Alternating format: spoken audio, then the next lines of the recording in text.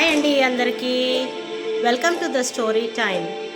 So ఇవాళటి story మనకి చాలా జీవితంలో చాలా దగ్గరగా ఉన్న విషయం అన్నమాట. ఒక తల్లి ఉండేది, ముగ్గురు పిల్లల్ని పెట్టుకొని సింగిల్ పేరెంట్ కష్టపడుతూ వాళ్ళందరినీ పైకి తీసుకొస్తూ తంటాలు పడుతూ ఉందన్నమాట.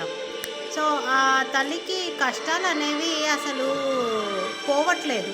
ఒకటి వెనకాల ఒకటి, ఒక పిల్లోడికి బాగాలేకపోతే ఇంకొకరిని మంచిగా చేసే లోపల మళ్ళీ ఇంకొకరు మళ్ళీ ఒకరిది ఫీజు, ఒకరిది ఇది, ఒకరిది అది అన్నట్టుగా తను సతమతం అవుతూనే ఉంది అన్నమాట. సో అలా సతమతం అవుతూ తను జీవితాన్ని గడుపుతూ ఉందన్నమాట. సో ఆ ఊరికి ఒక గురూజీ వచ్చారు.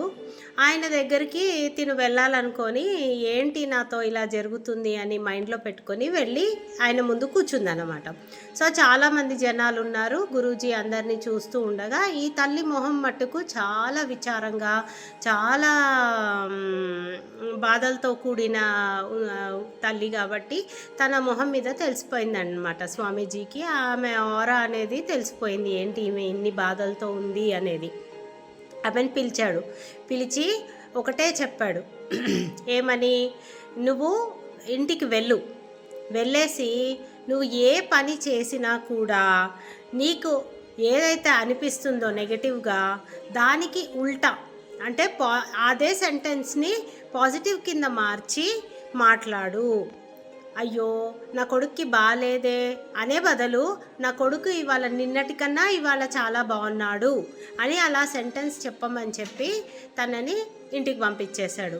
అయితే ఆ తల్లికి చాలా బాధేసింది. అబ్బా, నేను ఎంత కష్టపడి వెళ్తే స్వామీజీ ఏంటి ఇలా చెప్పారు, ఒక సెంటెన్స్ని నేనేమనుకుంటున్నానో దాన్ని ఉల్టా తిప్పి సరిగా చెప్పమన్నారు.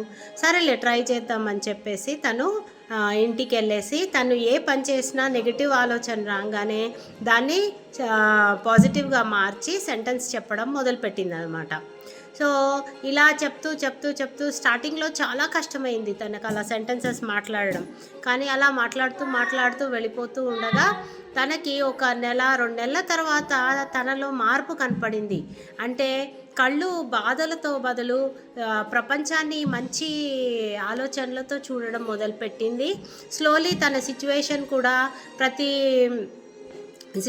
కూడా మారుతూ మంచిగా అవ్వడం మొదలుపెట్టిందనమాట.